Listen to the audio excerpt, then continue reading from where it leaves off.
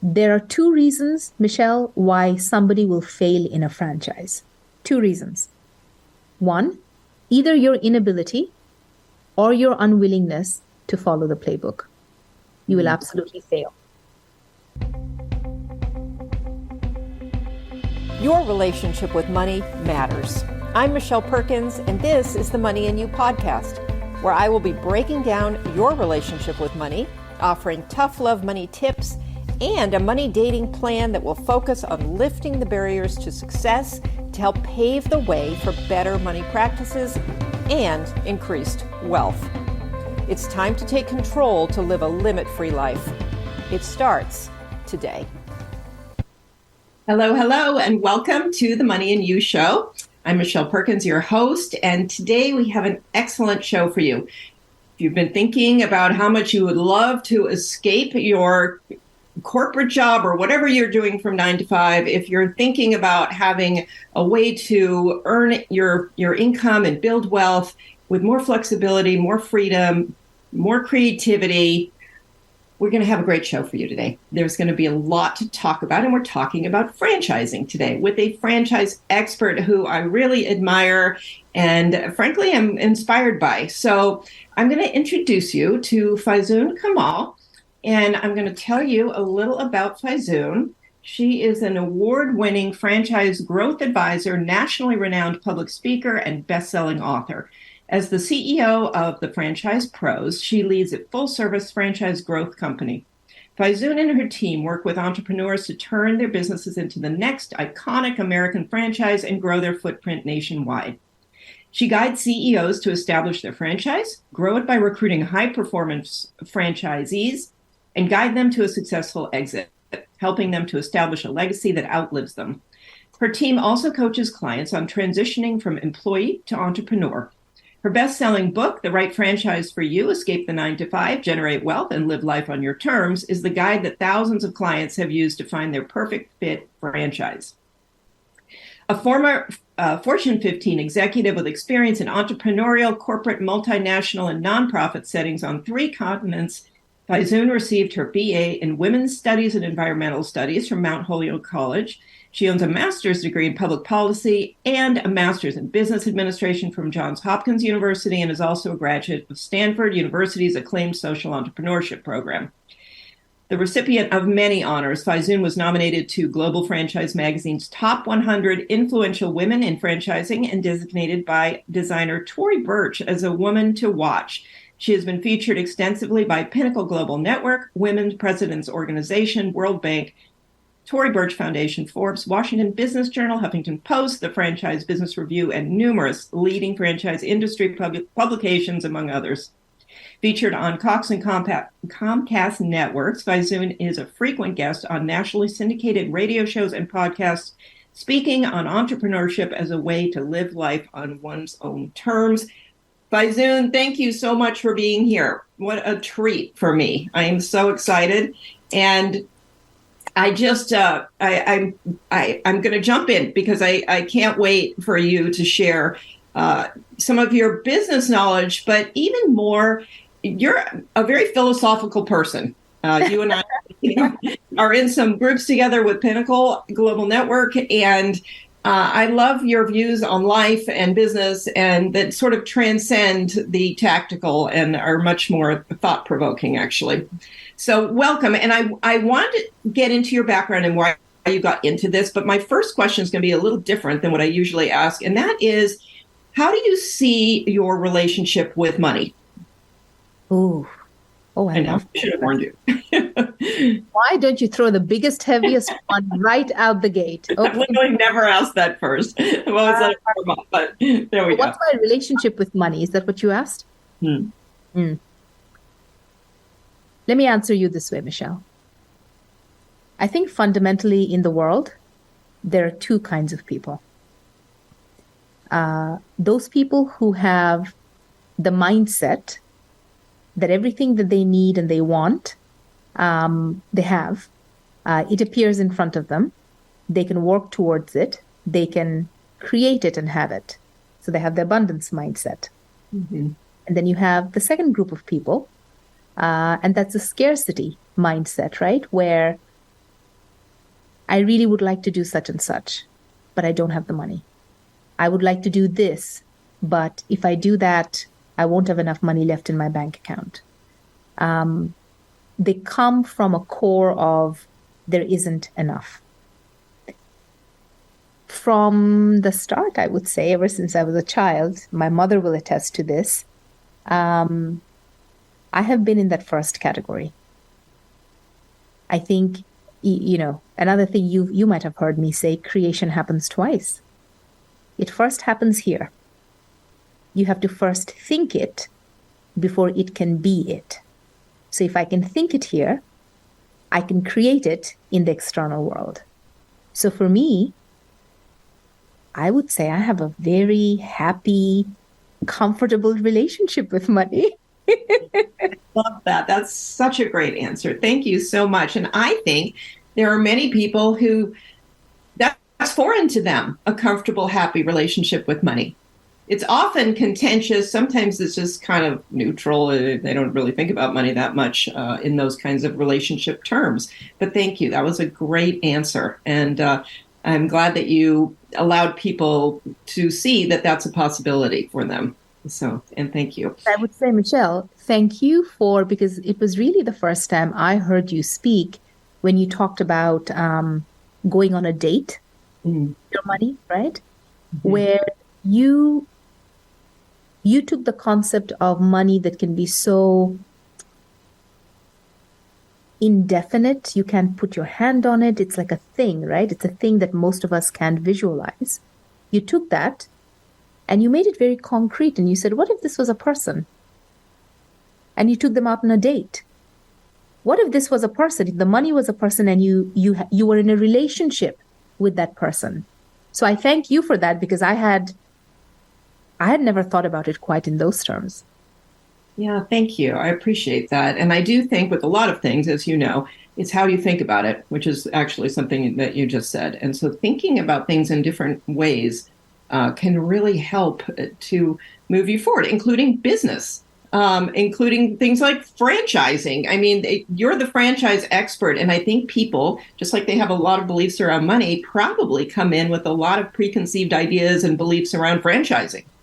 So first of all, can you tell us how you landed in the franchising world and why you do what you do?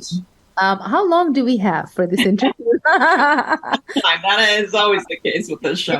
Yeah. I have found, Michelle, in my life, the biggest, most meaningful, most impactful things have happened very organically. There was no push. There was no pull. It happened because that is exactly what was meant to happen. And it is no different in how I find myself where I am today. Our company is 8 years old. So 8 years ago, I was working in corporate America, like so many of your listeners probably. And, from the outside, it looked like I was living the American dream. But what most people didn't realize was I felt like I was in the middle of a nightmare, far from a dream. All the things we hear about when we talk about corporate America, right? It was incredibly long hours, long weeks, long years.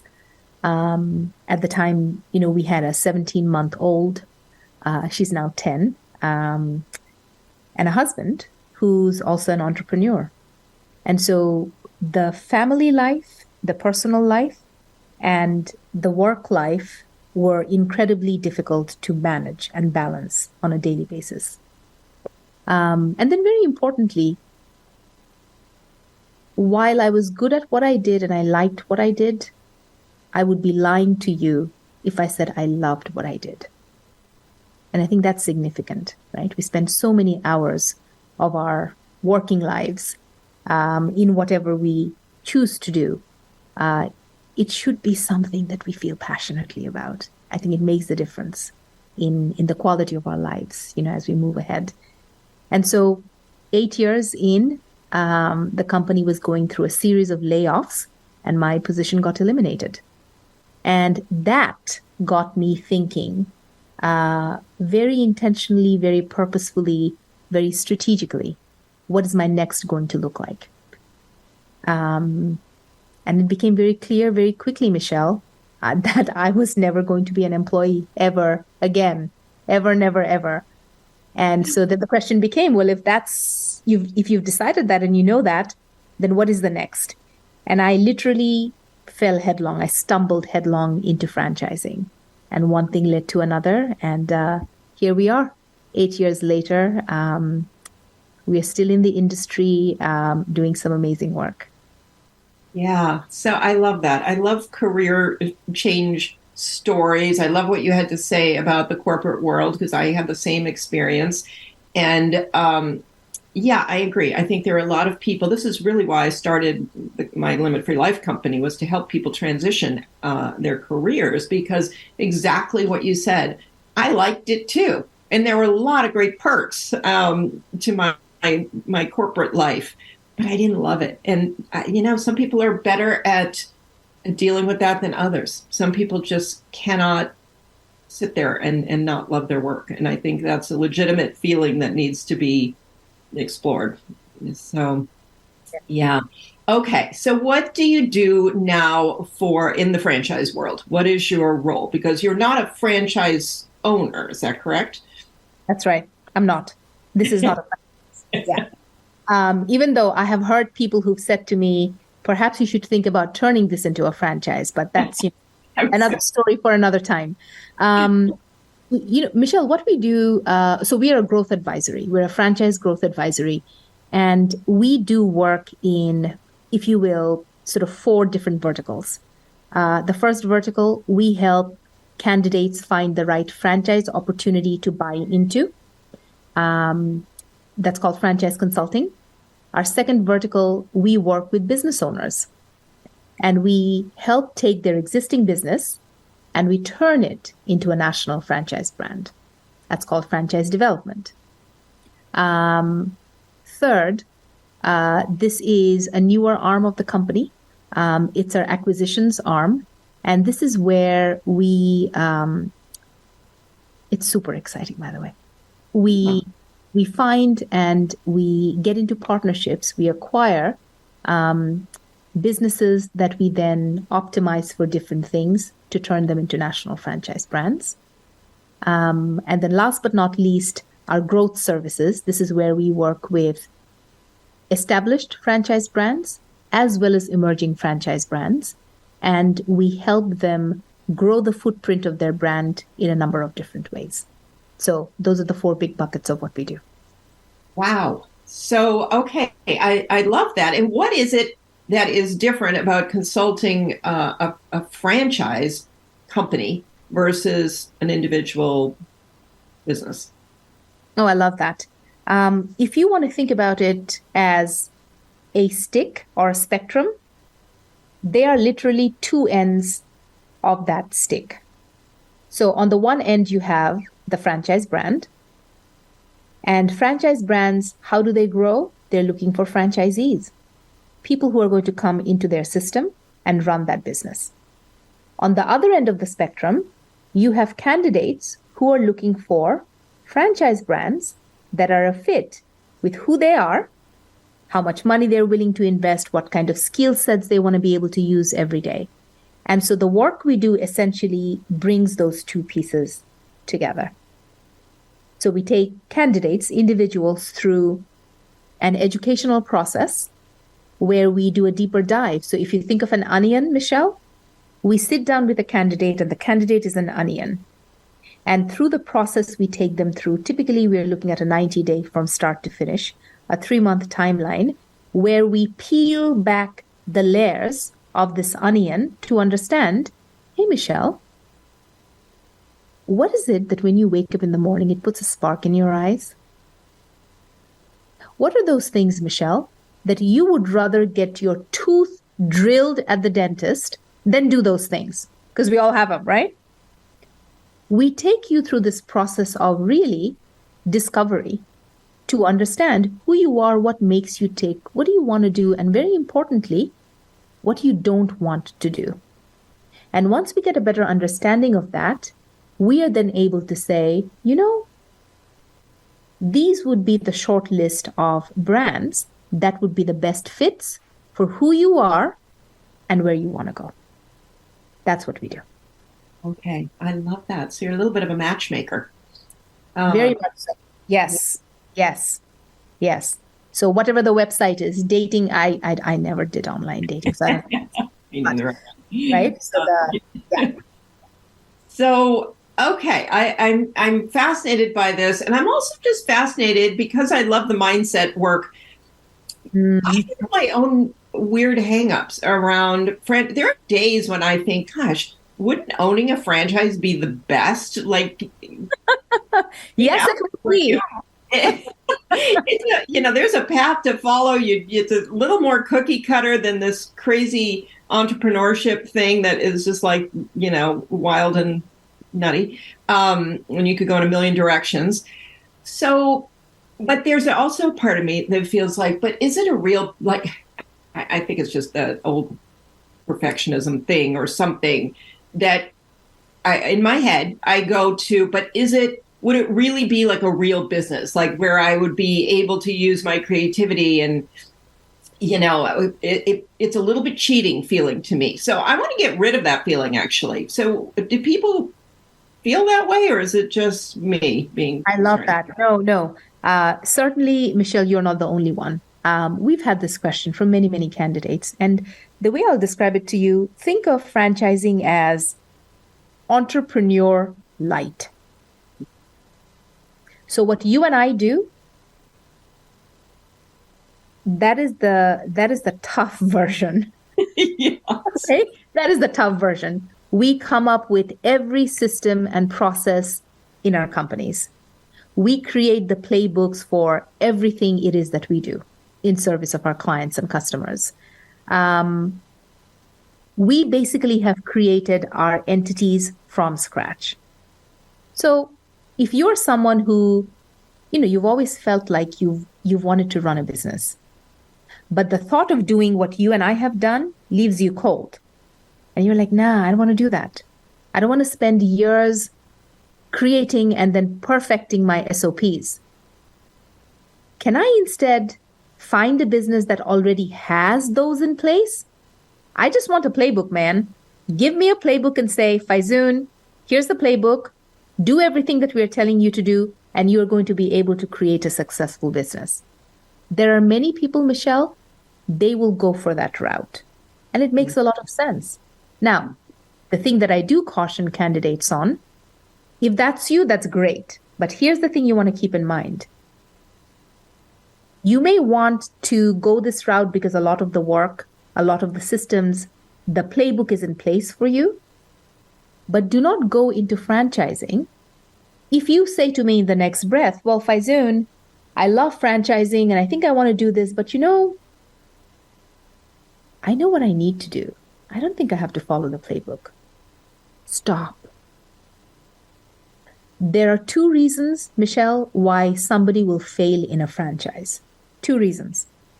1, either your inability or your unwillingness to follow the playbook. You will absolutely fail.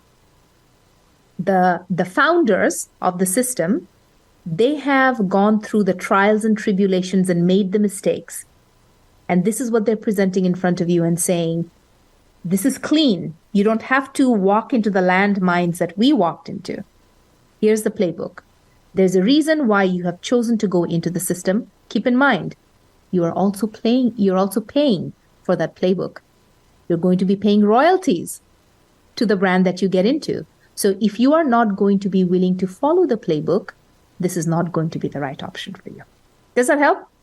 That is a great answer. Yeah, very clear. And I do see the value in both. And I think it's a wonderful option for people, which is why I'm so thrilled to have you here today, because, we think of job, being an employee somewhere, or being a business owner. And this is a great other option because it's a little of both in a way. And leaning more on the business owner side. But certainly, like you said, there is structure. I think one of the biggest issues with becoming a business owner is the lack of structure. Yes. You and I are crazy. That's just the bottom line. Yeah, for sure. So, Faizun, if I'm a company who is thinking that I've got a pretty cool thing going and maybe it should be, franchised, what do I need to be putting into place? What do I need to be doing if I'm thinking that's kind of the goal I have? Yeah. So we do a lot of work with lots of business owners around the country, globally in a couple of instances as well, outside the country. We take candidates or business owners, we take them through a 5-month journey, and that's called franchise development. And over the 5-month journey, Michelle, think of it this way. If this is your business, over the 5 months, we are essentially wrapping the franchise model around you. And at the end of the 5 months, you now have in place a business that has the key foundational elements you need to be able to legally sell yourself as a franchise around the country. I use the word legally deliberately because franchising is a highly regulated industry, much like the financial industry that you play in, right? And our trade body, our regulatory body is the Trade Commission, and they basically say to you, hey, Michelle, if you want to become a franchise, before you can do so, there are a couple of things that you need to have in place. Very notably, you need a playbook because you're selling your playbook to your franchisees. What does that playbook look like? When you become a franchise, you need to have in place, I call it a tome because it's several hundred pages long. It's a legal document that serves as the prospectus for your business to prospective franchisees. You need to have that in place. You need to also have in place the seminal legal contract that governs the relationship between you, the mother brand, with every person that comes into your system as a franchisee. In addition to your playbook, your SOPs, and the legal documentation, you also need to have in place the marketing and the branding that allows you to stand out relative to others who play in your space. You're not going to be the only game in town. So why should people go to you? What's your unique value proposition, right? What's what I call the brand sizzle that makes people run to you and not to someone else? All of those different pieces we help put together for our clients. And at the end of the 5 months, you now have everything you need in place and you're ready to go to market as a national franchise brand. Wow, that's not that long considering all that goes into it. No. Yeah. It's a pretty heavy lift, but we have it down to a system. We have a wonderful team in place that allows us to be able to put together these deliverables within that time frame. I get a lot of people who they're shocked and they say, whoa, I thought this was going to take me like a whole year. We can slow it down if you'd like us to, but no, it should not take you a whole year. Okay, amazing. And what can you give? I know this is a tough question, but is there some average sort of price, or what is the fee to become? What is the term for that? The fee to become a franchisee? So the process is called franchise development. Now the fees, they vary because it depends on the client coming in. How much of the pieces that we are putting in place you already have in place? How much of the pieces you do not have in place and you need us to start from scratch with you? It's pretty labor intensive in that, and this is something that I caution clients on. There are places where they will slap together a couple of things. They use a very cookie cutter approach, which ultimately hurts the brand value, the brand reputation, once they go to market as a franchise, versus homing in, really understanding the brand, the nuances of the brand, and taking a brand to market that from the very beginning allows you to stand out versus who's in the marketplace. Yeah. if I can interrupt for a minute, I think I phrased the question poorly, because what I was thinking is not your fee, because that obviously is going to have considerations depending on the type of business and person. But if I want to buy a franchise, what is that? What is that called? That money that I pay for the franchisor. Yeah, I see. So that too is actually a little bit similar to franchise development well, similar but different. So you're talking about people who want to buy into an existing brand. So yes. We currently, Michelle, we partner with over 600 franchise brands at this point in time. And they are all the usual ones that you and I know about, including many that you've probably never heard about, right?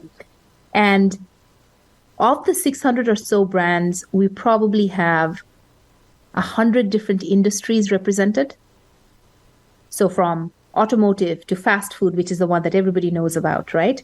Healthcare, children, senior care, fitness, wellness, beauty. I mean, it goes on and on and on. Well, here's the thing. Every industry has a particular price point, and typically it's a range.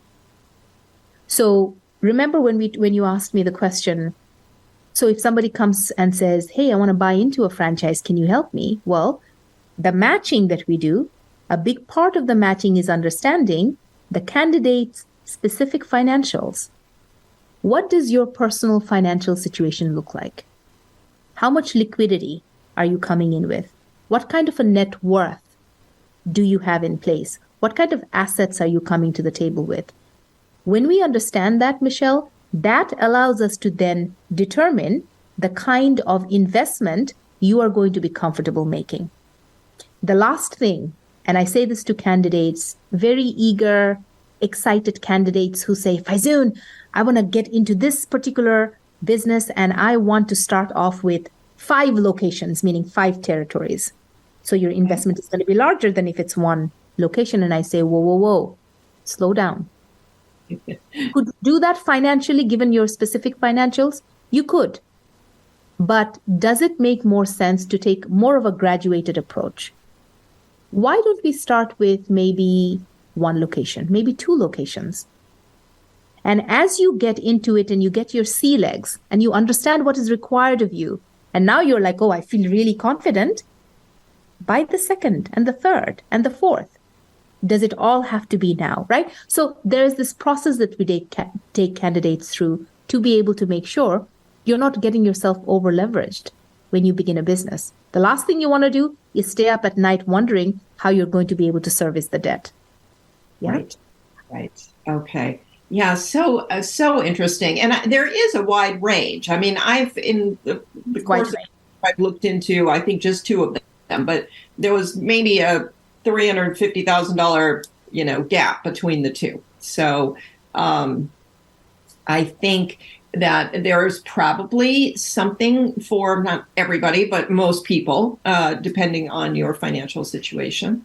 There is absolutely something out there for almost everyone, Michelle. If this is helpful, because I don't want to skirt around your question either. It's just difficult for me to give you a number. Right. Businesses that do not require a brick and mortar location are going to cost less.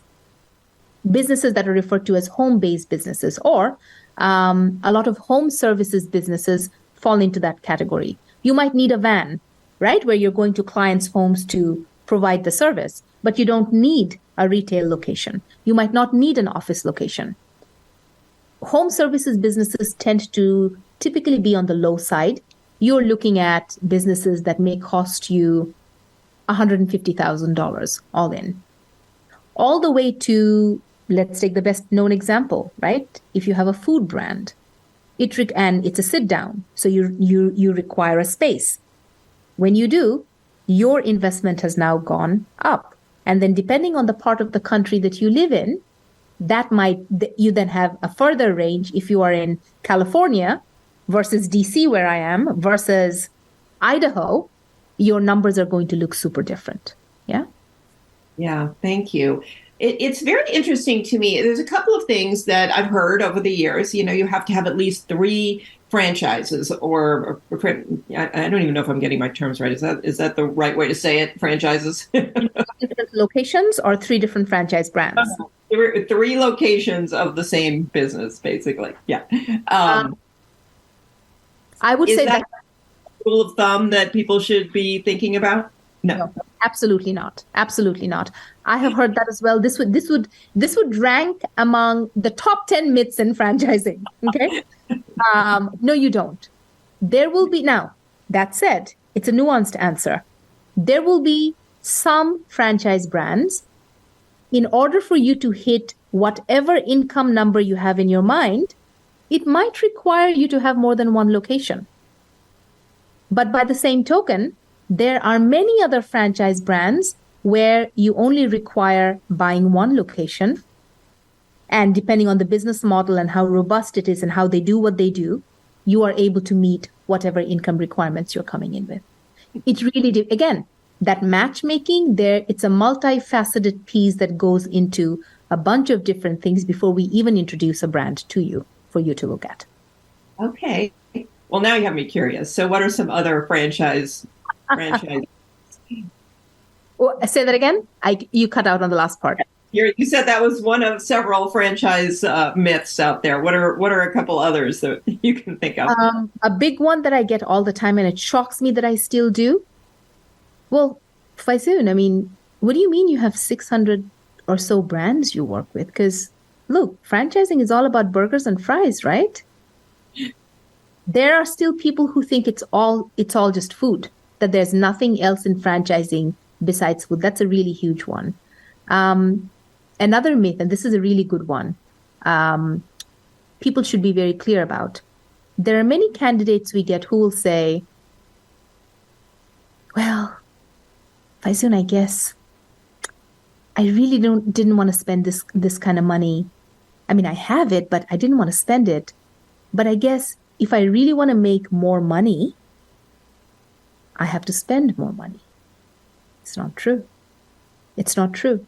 In many instances, you might end up investing half of what you thought you needed into a brand that makes you twice as much as the first one you looked at.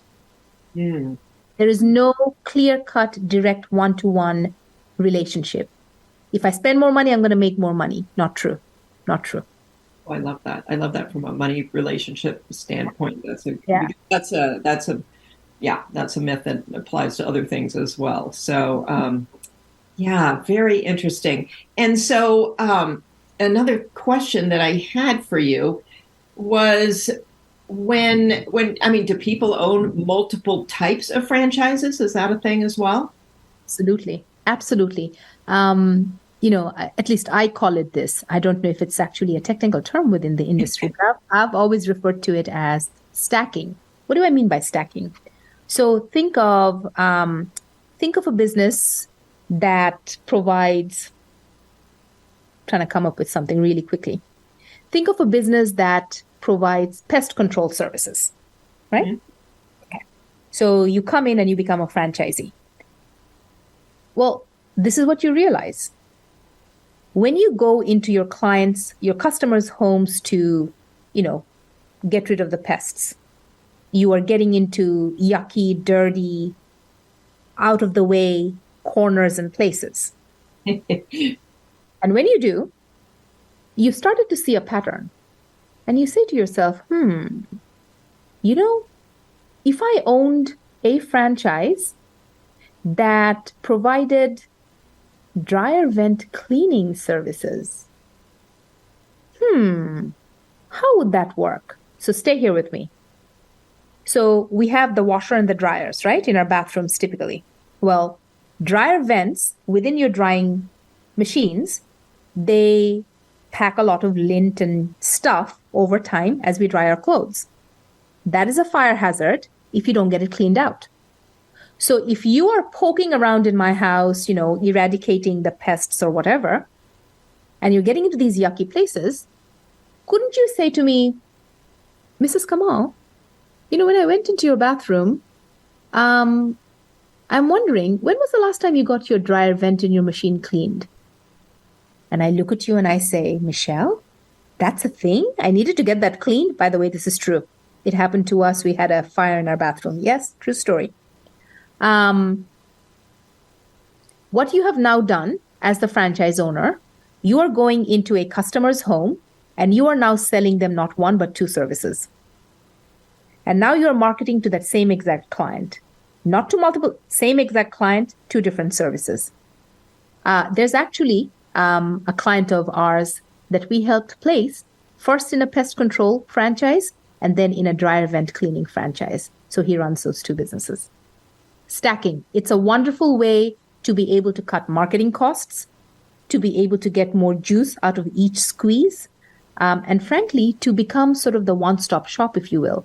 If your client has developed that trust in you because, you've come to their homes over time to provide whatever it is that you do, and now you add another service that the client needs, what are the chances that they're going to say, absolutely, Michelle, yes, please, we'd like to add that service to what we do with you.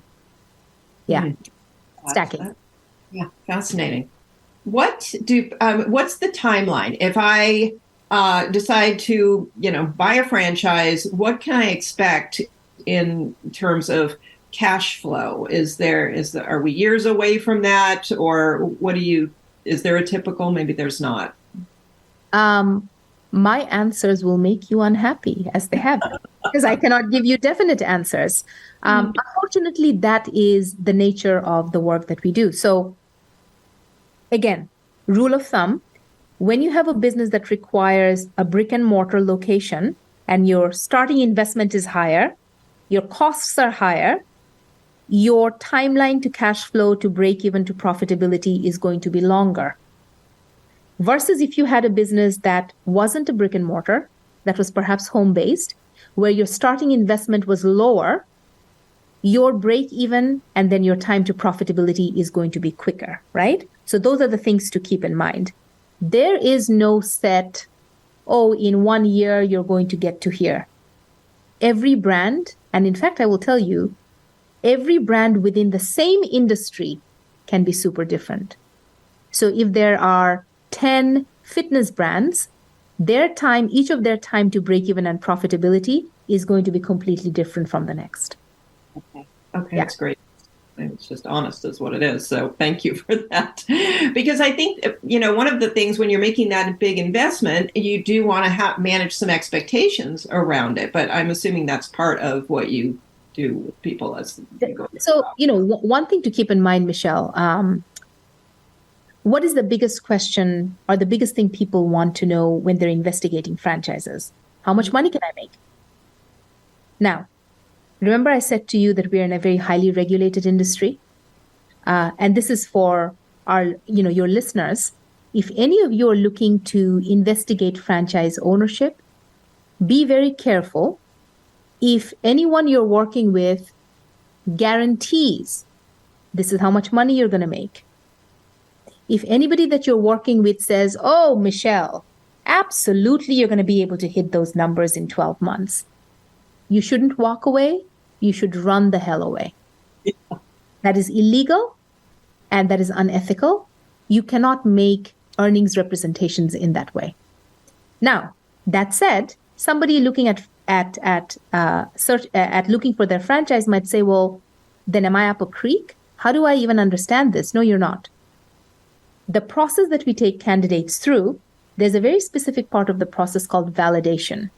And this is where, when we've introduced you to the brands, there will come a point where we will say, Michelle, you are now ready to begin validation, which is you are now going to be speaking with franchisees that are currently operating their business in those brands right now.